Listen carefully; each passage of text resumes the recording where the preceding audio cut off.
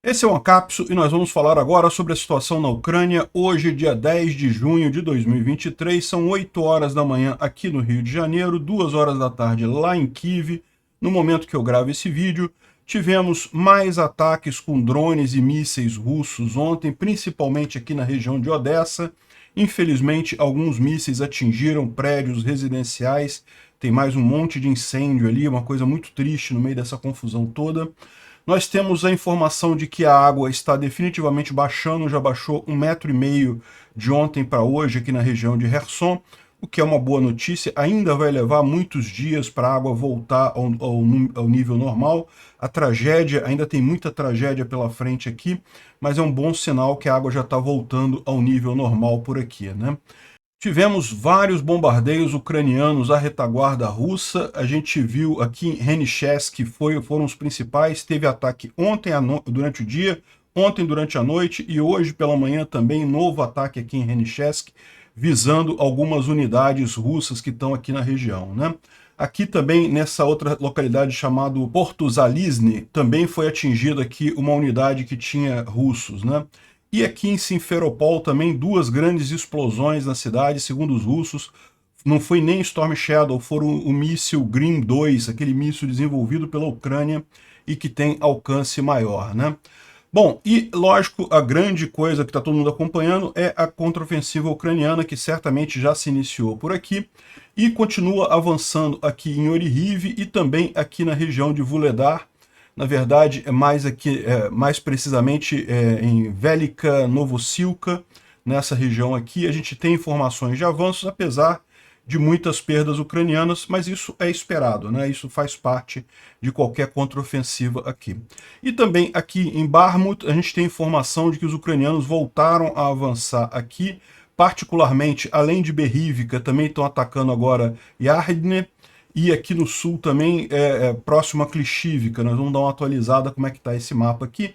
Finalmente o pessoal aqui resolveu ajustar um pouco aqui as áreas retomadas pelos ucranianos aqui nos flancos, né?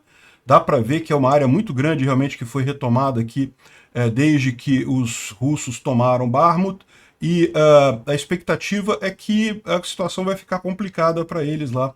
A gente vai falar sobre isso.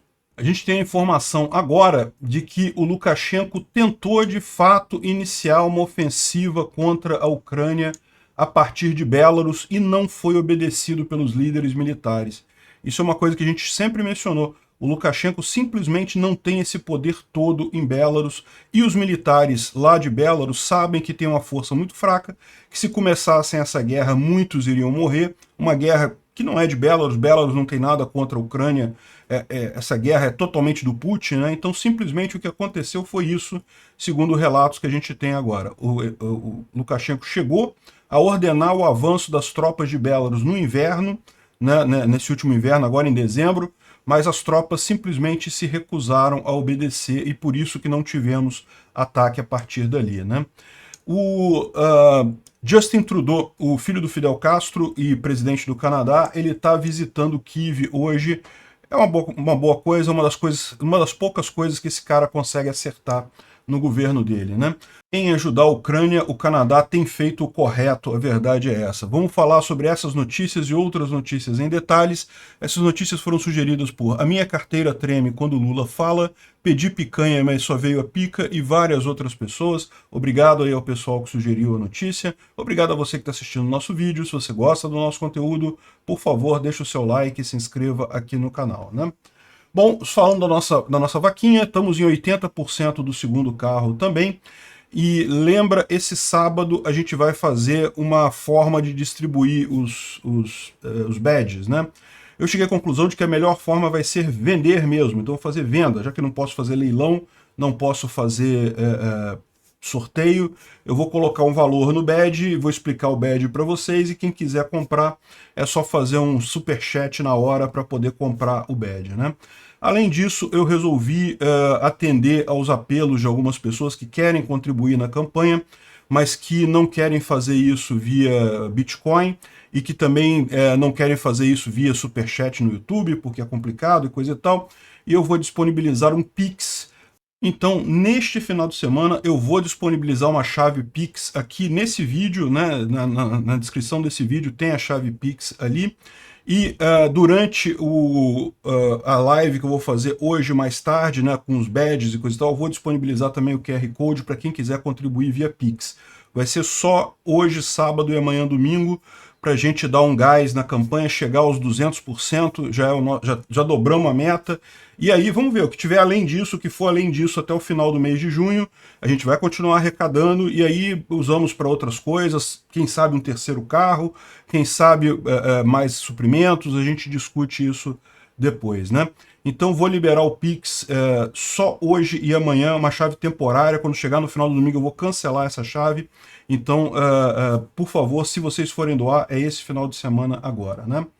Bom, o carro, vocês sabem, o primeiro carro já foi comprado, o segundo carro a gente já tem um carro em mente, mas a gente precisa chegar aqui no valor. Por quê? Porque, na verdade, o que aconteceu foi que esse primeiro carro foi um pouquinho mais caro do que a gente esperava, foi 8 mil dólares.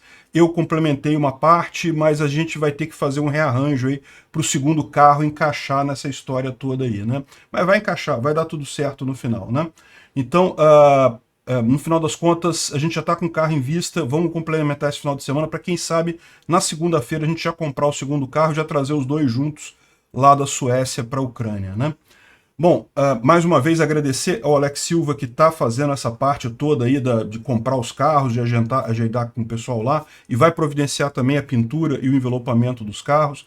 Então o Alex Silva tem um canal aqui no YouTube muito interessante, eu vou deixar o link na descrição aqui desse vídeo, eu recomendo que vocês se inscrevam lá. Ele fala sobre a guerra da Ucrânia, né? Bom, sobre o caso que está acontecendo lá hoje, essa daqui é a boa notícia que a gente tem do dia. Dá para ver aqui, isso aqui são casas lá em Kherson, e dá para ver que em algumas regiões ali já caiu mais ou menos 1,5 metro o nível da água. Começou a baixar ontem, né? Então o pior já passou na questão do alagamento da barragem, né? É lógico, ainda vai levar muitos dias para o rio voltar ao leito normal e depois para consertar todo o estrago que foi causado, né? Imagina a quantidade de mortes, de corpos que vão ser encontrados ainda. Infelizmente essa tragédia ainda está bem no começozinho, mas pelo menos já está baixando a água. Isso é uma boa informação, né? Enquanto isso, continuam lá os esforços do pessoal para resgatar as pessoas, principalmente idosos e cachorros, né, animais de estimação, que é o mais difícil de fazer.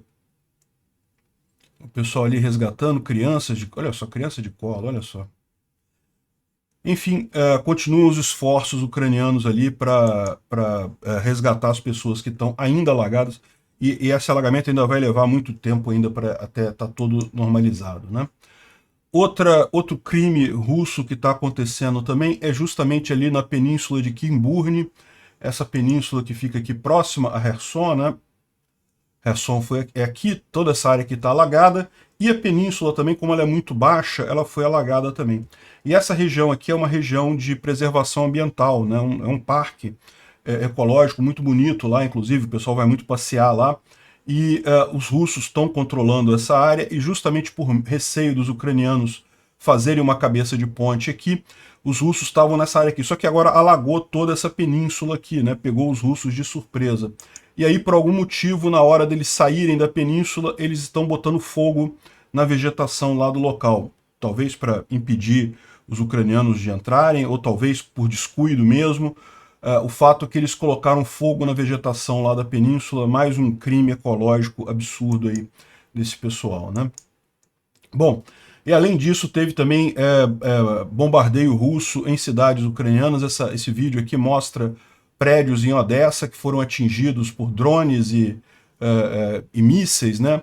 Esse daqui, ó, um drone atingiu um apartamento num prédio alto lá em Odessa. 3 pessoas foram mortas e tem mais de 10 feridos ali, né? O socorro está acontecendo ainda, aconteceu ao longo da noite.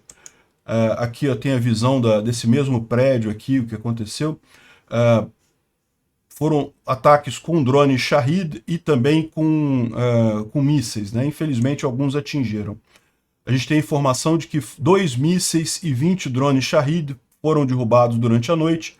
mas teve mais do que isso, né? A Rússia lançou 8 mísseis e 35 drones, ou seja, dos 8 mísseis, só 2 foram derrubados, e dos 35 drones, 20 foram derrubados, os demais acabaram atingindo os alvos ali, foram principalmente aqui na região de Odessa, realmente muito triste isso, por pura maldade russa mesmo, não tem outra explicação disso daí, né? Lá em Ufa, na Rússia, Ufa fica aqui, ó, na Rússia, bem longe, tá? Bem longe de Moscou e da Ucrânia também, mas lá nessa região houve um incêndio numa instalação próximo da linha de trem, um incêndio muito grande numa refinaria ali, um depósito de combustível e coisa e tal. Parece que está bastante prejudicado lá, né? De novo, mais um desses incêndios russos que a gente não sabe como é que surge, né? Agora, isso daqui foi um ataque ucraniano ali em Henichesk, um ataque muito forte, tá vendo aqui? Ó? Grandes explosões aqui, imagina-se que isso daqui foi Storm Shadow, foram mísseis ingleses Storm Shadow, exatamente nessa região de Henichesk aqui, entre Kherson e a Crimeia, né? Bem aqui no ponto em que a península da Crimeia se une aqui com o sul da Ucrânia.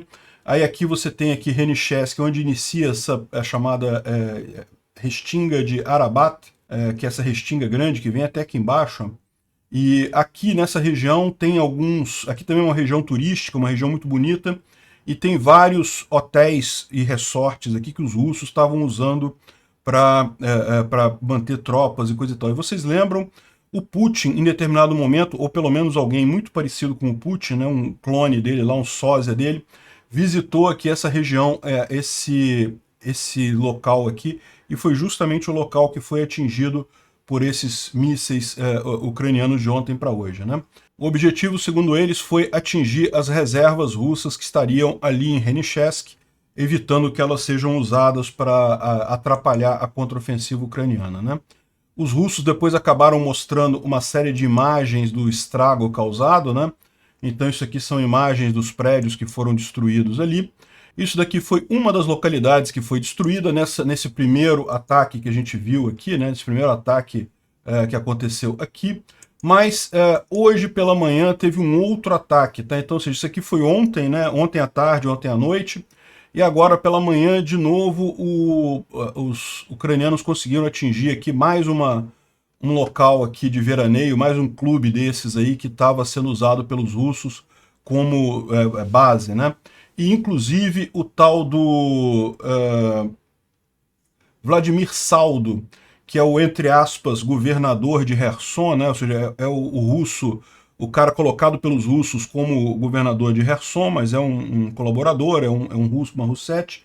Ele estaria nesse hotel e teria sido evacuado em condições graves. Ele foi levado em condições graves daqui. Ele foi atingido nesse bombardeio, né? É lógico, a gente não sabe exatamente a condição dele, se ele vai recuperar ou não, coisa e tal, mas o fato é que atingiu uma grande quantidade de tropas russas aqui, isso é bem interessante, né? Ou seja, teve ontem e teve hoje também ataque aqui.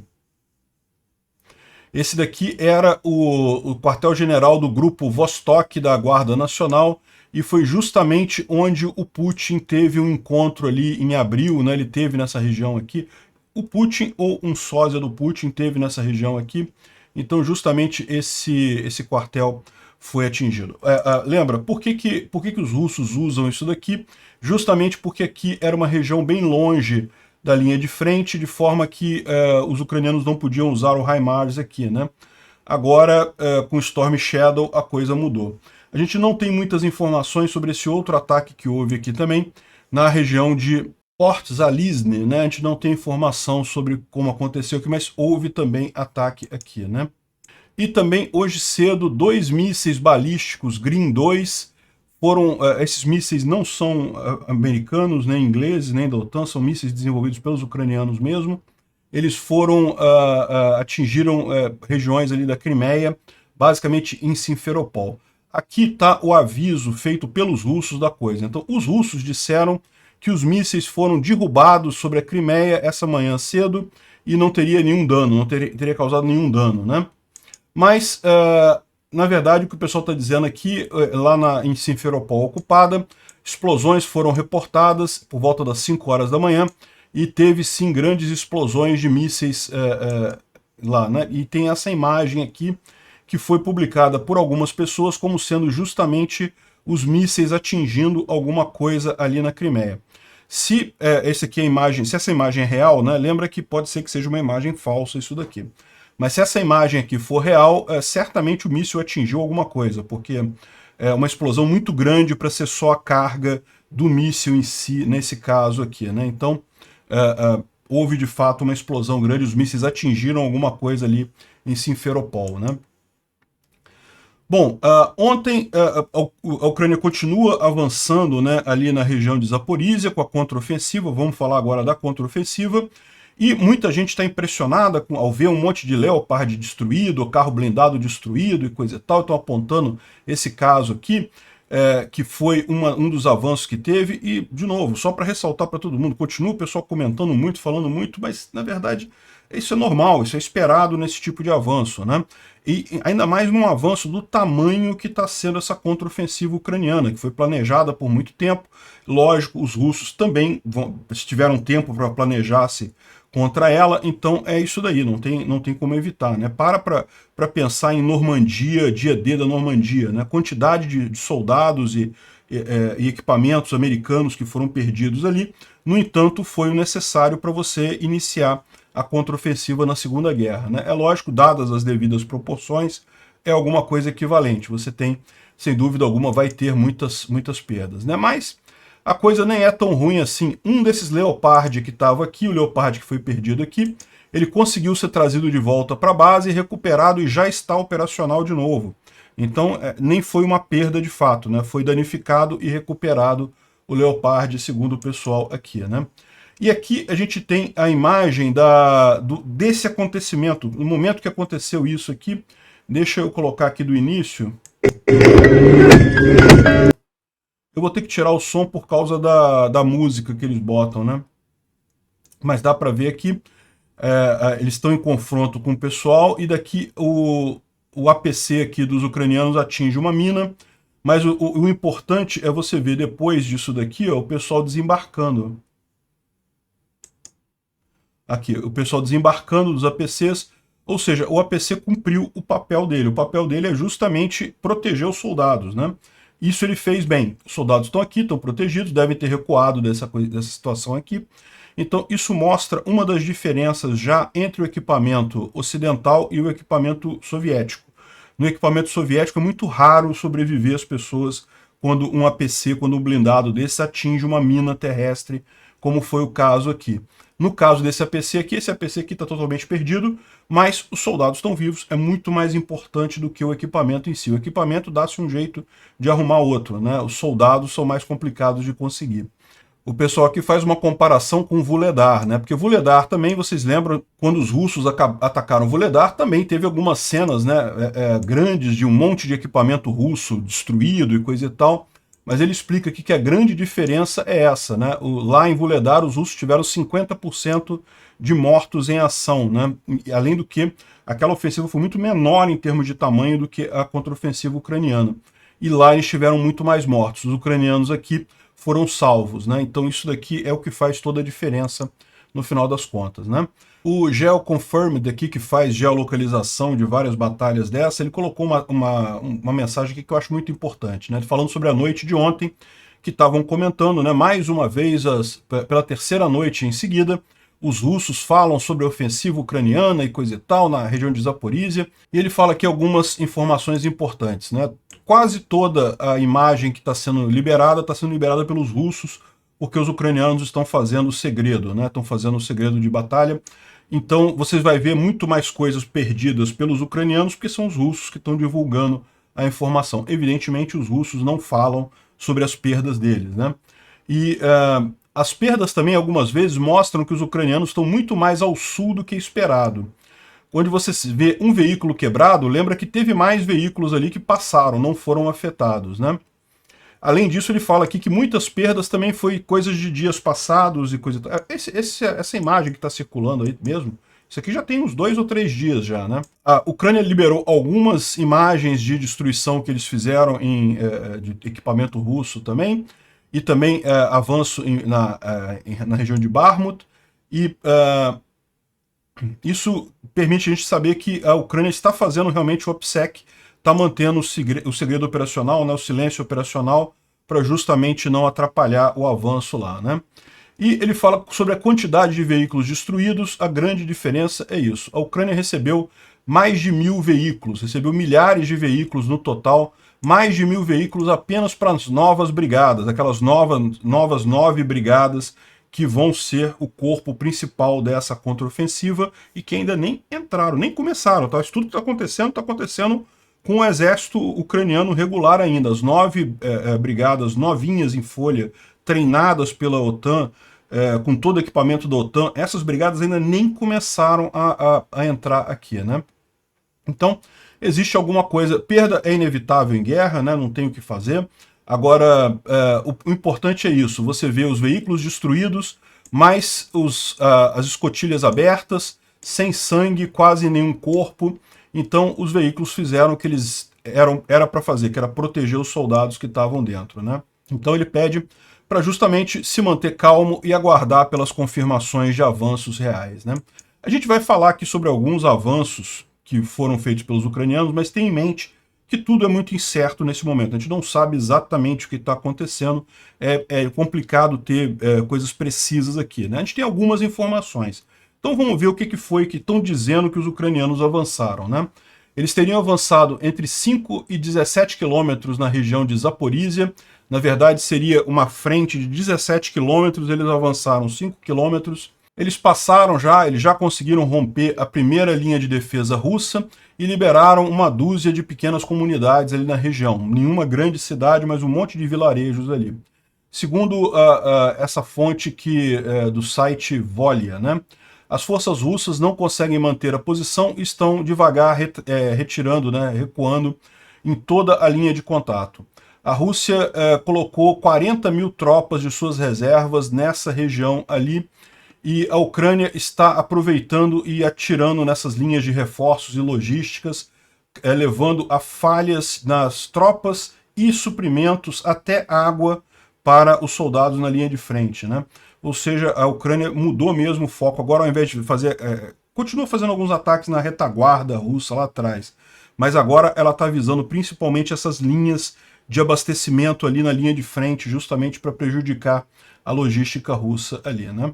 E, de fato, a gente tem algumas mensagens aqui apavoradas dos russos aí nos Telegram, né?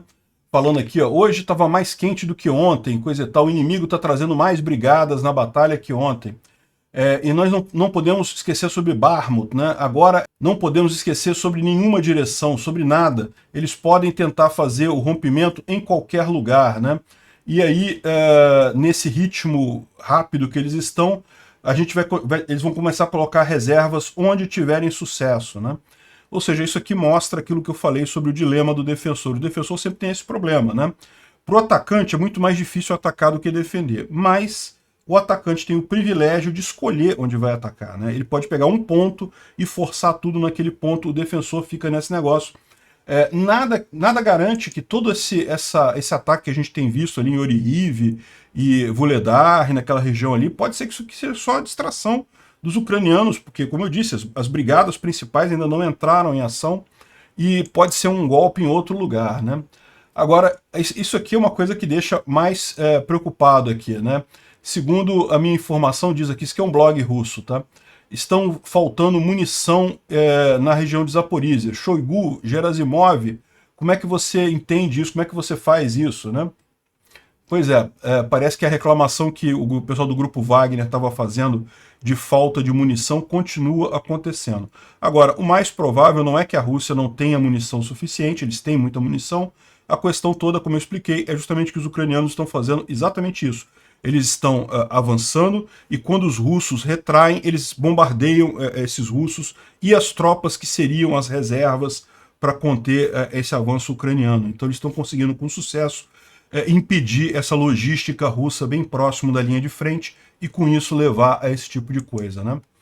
Aqui, por exemplo, é um exemplo de imagem dos russos recuando, um outro exemplo aqui, o pessoal devido ao OPSEC, a gente não sabe exatamente onde é isso, né? Ou seja, sabe que é em Zaporizhia, mas em que lugar exatamente do fronte a gente não tem a informação. Aqui tem uma outra imagem. Na verdade, essa imagem aqui já tem uns 2 dias já, tá? Não é imagem nova, não. De um tanque russo também recuando aqui, pegando fogo e tentando recuar aqui, né? Ele parece que ele não dura muito tempo, em algum momento ele para. O incêndio deve ter afetado o motor dele, não conseguiu mais operar lá, ó. Isso é outra coisa também, que tá cheio de imagem de perda russa também. Os russos estão perdendo muita coisa também, é preciso levar isso em consideração, né? Mas como os ucranianos estão fazendo OPSEC, não estão liberando tanta coisa, a gente tem só alguns poucos exemplos por aí, né? Bom, agora aí que tá, né? A grande questão é isso daqui. Essa imagem está sendo colocada aí por algumas pessoas. Não dá para saber se isso aqui está correto, se isso realmente é o que os ucranianos avançaram aqui na região de Oryhiv, né? Oryhiv está aqui em cima, Robotny é onde está essa estrela vermelha aqui, e esse avanço aqui de 3 a 5 quilômetros que o pessoal fez, justamente numa frente de 16 ou 17 quilômetros, de acordo com alguns, seria o que os ucranianos avançaram aqui. Isso aqui, para mim, me parece muito suspeito, justamente porque, como eu falei para vocês, eu esperava um ataque mais localizado, mas, enfim, eu não sou estrategista militar, pode ser que isso daqui já seja o ataque já concentrado nessa região, né? Ou então é aquele negócio, eles estão buscando uma falha aqui, estão buscando um ponto frágil para desenvolver o ataque deles aqui, né? E outra informação que a gente tem é que os orcs que estão batendo em retirada estão acabando sendo atingidos pelos próprios campos de minas deles.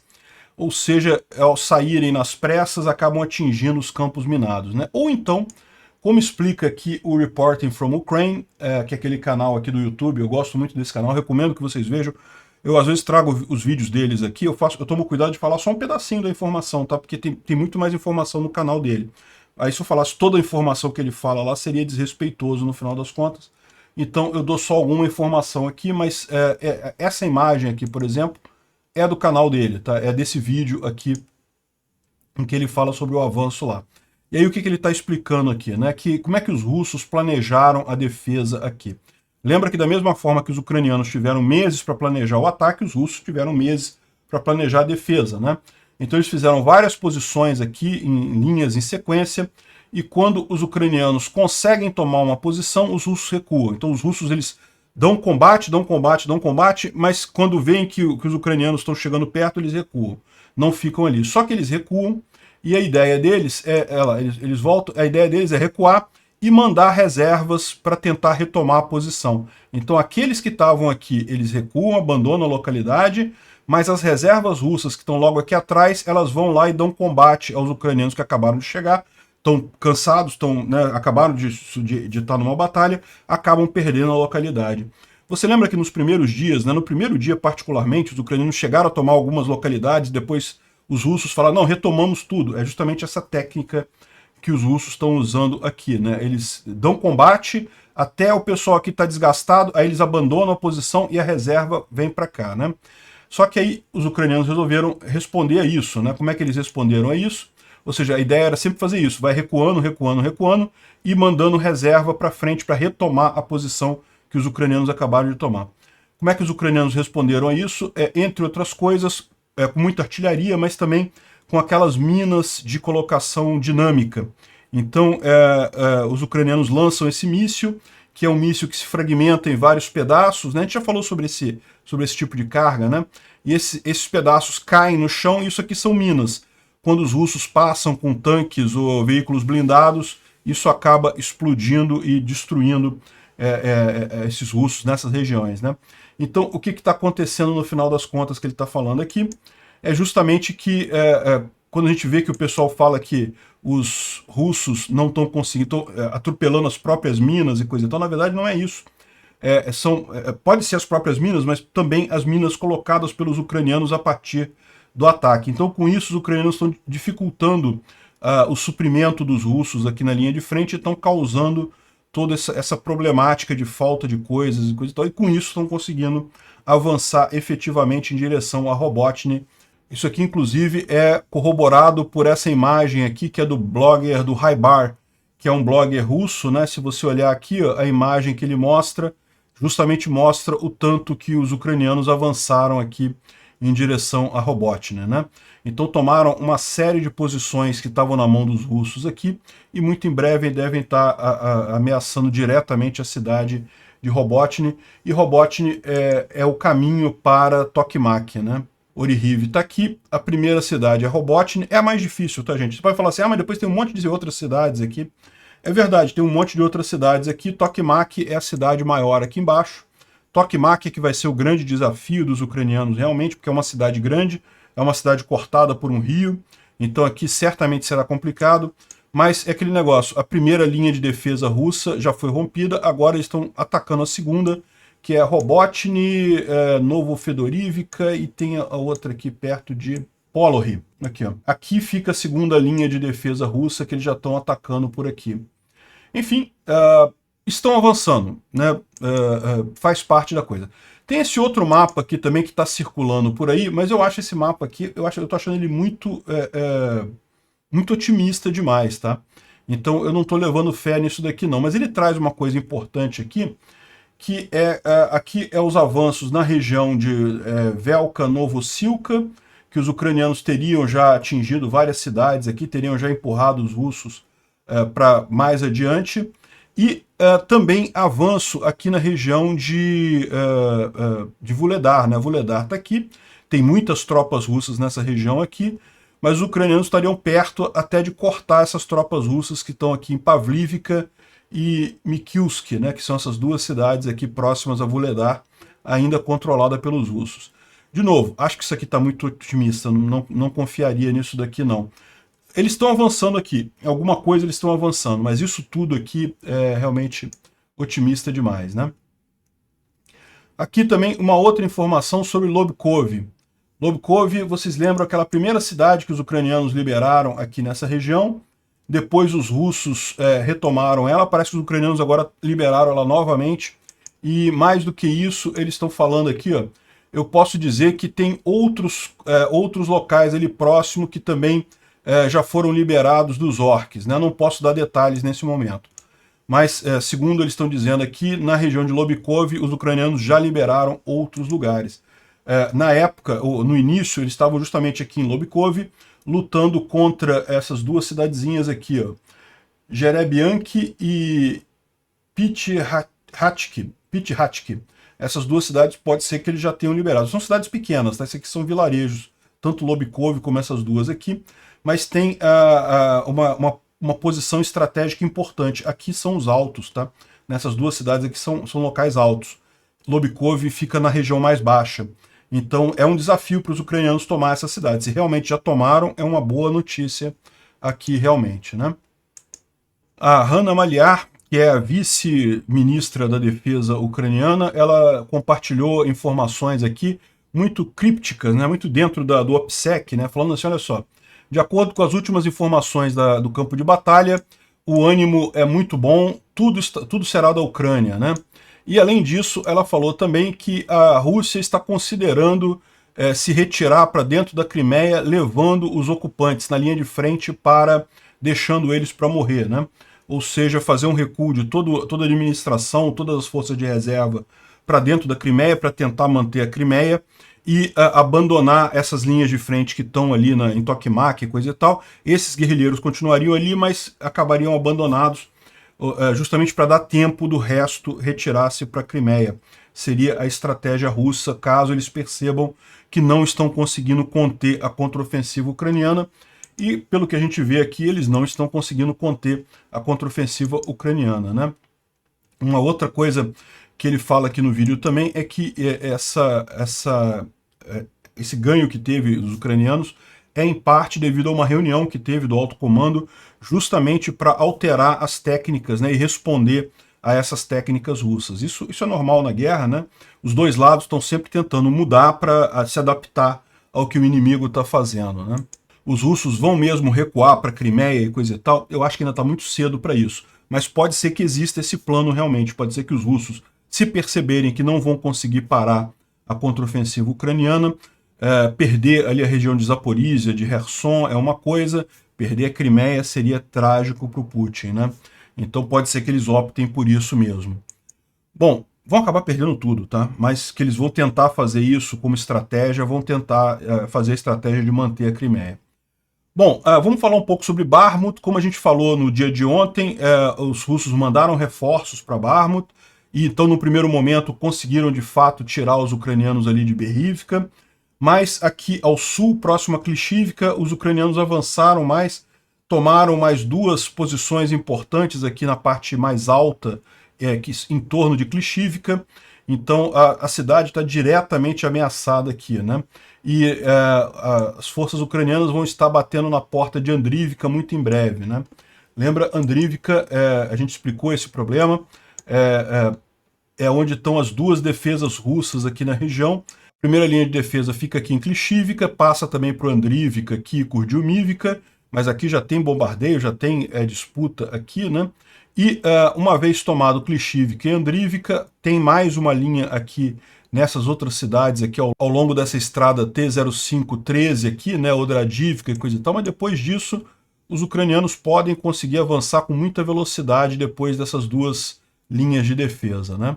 Segundo informação do Seri Sherevati, que é o porta-voz das forças do Grupo Leste, né, os ucranianos avançaram 1,2 quilômetros em algumas áreas do distrito de Bakhmut.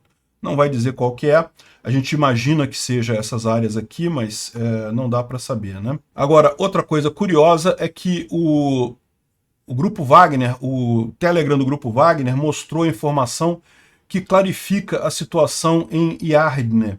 Lembra que a gente mencionou que os russos botaram reforços aqui em Berivka, tiraram os ucranianos de Berivka, e com isso os ucranianos começaram a atacar Yardne, né, que é aqui do lado. As duas cidades ficam uma do lado da outra. Berivka aqui e aqui Yardne, né? Então os ucranianos estavam aqui em Berivka, já tinham tomado a cidade, foram retirados pelos russos e agora eles estão atacando Yardne, né?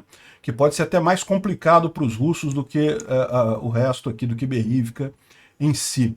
E aqui o Grupo Wagner explica justamente que é isso daí. Os ucranianos testaram a defesa, os mobilizados na região, a situação no vilarejo é muito difícil, e depois da retirada do Grupo Wagner, e aí eles pedem ajuda do Grupo Wagner em determinado momento, eles falam aqui, ó, e os recrutas que estão ali em Yardne, eles pedem ajuda do Grupo Wagner, pedem para o Grupo Wagner, aqui, ó, eles falando aqui, ó, os mobilizados da unidade 1486 estão estacionados em Yardne e estão reclamando da falta de treinamento, de suprimentos, de gestão própria. Eles pedem para o Grupo Wagner voltar para a área, ou então a gente vai só morrer por aqui, né? E, felizmente, o mais provável é que eles vão morrer mesmo, o Grupo Wagner não vai voltar. Ou seja, a situação aqui continua complicada para os russos aqui. Embora eles tenham retomado Berivka, a situação não está boa não, os ucranianos continuam avançando. E outra coisa, os ucranianos atingiram um grande depósito de munição russo ali em Soledar. Soledar é um pouco mais ao norte aqui, né? Soledar, essa região aqui, já é considerado meio retaguarda russa aqui, mas não por muito tempo, né? Se os ucranianos continuarem avançando aqui nessa região, podem fazer um estrago aqui em Bakhmut. Também saíram algumas mensagens por aí dizendo que os ucranianos teriam reentrado em Bakhmut novamente. Eu não sei, eu achei uma coisa muito por alto aí, não dá para saber. Pode ser, pode acontecer, né? Como a gente está vendo, realmente as tropas do exército russo que estão aqui são tropas fracas, os ucranianos têm conseguido avançar por aqui, então é perfeitamente possível que eles tenham entrado novamente em Bakhmut, né? Mas a gente não tem ainda uma confirmação firme disso. Quando tiver, eu vou falar sobre isso certamente, né? O Instituto para Estudo da Guerra, ele fala sobre as ofensivas ucranianas ali, fala sobre o Putin, que disse que as ofensivas ucranianas começaram de fato no dia 9, o Putin falou que parece que não está indo bem e coisa e tal, mas, né, enfim, o Putin é lógico que falaria isso, né? Um ponto interessante que ele fala aqui, ele fala sobre aquela questão da perda de equipamento, né, mas que isso é esperado e coisa e tal, né? E aqui uma coisa que ele fala é que a estrutura de comando responsável pelas áreas no sul da Ucrânia não é clara e provavelmente tem sobreposição, ou seja, você tem comandos diferentes tentando comandar a mesma região, né? E isso é uma coisa que pode ser muito facilmente explorada pelos ucranianos ali, isso pode ajudar bastante os ucranianos. A linha de frente, a gente falou sobre os pontos mais importantes. Aqui em Svatov não teve nenhuma grande batalha, teve alguma coisinha aqui em Bilorivka, aqui em Spirne, mas Barmut, né, a gente chegou a falar sobre isso, e aí o resto aqui na linha de frente, nenhuma grande novidade, né? Agora, uma informação que saiu agora e que é bem interessante realmente, porque confirma algumas informações. Parece que o Lukashenko, de fato, estava preparando uma invasão por terra na Ucrânia no inverno agora, durante os meses ali de dezembro e coisa e tal, que justamente são os meses mais propícios para isso, né? Como vocês sabem, essa região no norte da Ucrânia, aqui entre a Ucrânia e Belarus, essa região toda aqui no norte da Ucrânia, né, na divisa com Belarus, é toda muito alagadiça, cheia de rios, córregos, né? Eu tive aqui nesse pontinho aqui, ó, em Radisha e Nova Radisha, para levar suprimentos lá para o pessoal que está preso aqui, porque tem as linhas defensivas todas aqui. Isso aqui é linha de frente, é tratado pela Ucrânia como linha de frente. Uma linha de frente inativa, mas é tratado dessa forma. E agora a gente tem a informação que, de fato, o Lukashenko pretendia, em dezembro do ano passado, que é no inverno, onde os rios estão mais baixos e coisa e tal, ele pretendia fazer um ataque aqui. Só que os oficiais do exército belarrusso, né, não aceitaram isso. Começaram a fazer um monte de questões sobre por que os ucranianos de repente viraram inimigos e coisa e tal. Por mais de uma semana a KGB tentou intimidar os oficiais, tentou constranger os oficiais a obedecer às ordens do Lukashenko, mas simplesmente eles falaram que o exército belarrusso não estava pronto e no final das contas não teve esse ataque, né? E é o que eu falo para vocês. Eu falei sobre nessa época, quando estava se cogitando que poderia ter um ataque de Belarus à Ucrânia, isso foi um dos pontos que eu levantei, além da dificuldade do terreno, justamente que Lukashenko não tem esse poder todo sobre o exército lá. E eu digo mais, se ele tivesse conseguido forçar o pessoal a entrar nesse ataque, o exército de Belarus seria rapidamente destroçado ali na região, e o mais provável seria um golpe de Estado com o Lukashenko perdendo o cargo dele, né? Talvez fosse até uma coisa positiva no final das contas, né? Mas, de qualquer forma, eu acredito que com o final dessa guerra com a Ucrânia, o Putin vai estar tão fraco que o Lukashenko vai acabar caindo em Belarus também, né? Uma outra notícia interessante que a gente tem é que um engenheiro, essa thread do Chris O aqui, fala sobre a represa, sobre a construção, como é que vai ser para eventualmente corrigir o problema, né? E, bom, parece que ele conversou com um geólogo e um engenheiro lá da Ucrânia, e ele falou que ele acredita que a represa possa ser consertada em 3 anos, né? Devido a técnicas de construção mais modernas. Então, ele diz que acabando a guerra, né? Porque enquanto tiver a guerra ali, for uma linha de frente, não tem como fazer nada. Mas quando acabar a guerra, é possível que ela seja reconstruída em 3 anos. O reservatório levaria mais um ano para encher, mas é lógico, isso daí tudo vai depender do final da guerra. Enquanto não acabar a guerra, não tem jeito. Então a gente está falando de pelo menos 5 anos para a normalização da agricultura na região sul da Ucrânia, né? Porque lembra, essa represa aqui, ela não só abastecia a Crimeia de água, mas também várias plantações aqui, essa região sul da Ucrânia como um todo, né? 5 anos para recuperar isso daí. Bom, a gente tem que dar o crédito onde o crédito é devido, né? A Greta Thunberg, ela foi rápida em condenar a Rússia pelo desastre ambiental lá da represa de Nova Kakhovka. É importante ver que ela tem tomado umas posições bastante sensatas no que tange a isso daí. Ao contrário de outros ambientalistas que estão ficando em cima do muro, né? Você sabe, tem muito ambientalista que critica o Brasil, mas não critica a Rússia, não critica a China, não critica esse outro pessoal, porque na verdade é esquerda pura, não é ambientalista mesmo. O que quer só é propaganda da esquerda, né? Só quer ajudar a esquerda. O Leonardo DiCaprio, você pode ver, tá com o maior incêndio no Canadá lá, e ele tá falando dos índios brasileiros, do marco temporal e coisa e tal, ao invés de estar reclamando, né, supostamente ele é um ambientalista, devia estar reclamando do Trudeau que não está fazendo o controle de florestas correto lá no Canadá, né? Mas enfim, a Greta Thunberg parece que está assumindo uma posição bastante firme contra os russos nesse caso, né? É bom saber disso, temos que dar crédito a ela. Bom, aqui é uma piadinha que o pessoal lá na Suíça está fazendo, um referendo para a Suíça parar de comprar gás e petróleo da Rússia, né? botaram o Putin engasgando com cada voto, né? Isso realmente é um incentivo muito grande para o pessoal ir votar. Aqui são várias cabines dessa lá, você bota o voto no referendo e o Putin se engasga com o seu voto. Excelente a forma como eles fizeram isso. É um bom uso dessas imagens geradas por deepfake, né? Bom, teve também um caso de um sistema de defesa antiaéreo Iris-T que foi atingido pela Rússia e circulou muito essa imagem que os russos comemoraram muito, que eles conseguiram destruir um sistema Iris-T e coisa e tal. Isso que já tem alguns dias já, tá? Isso aqui não é moderno, não. Isso aqui já aconteceu há alguns dias. E aqui tá o drone kamikaze, né, que foi jogado, e dá para ver os soldados ucranianos saindo e coisa e tal, que teve algum dano, teve, né?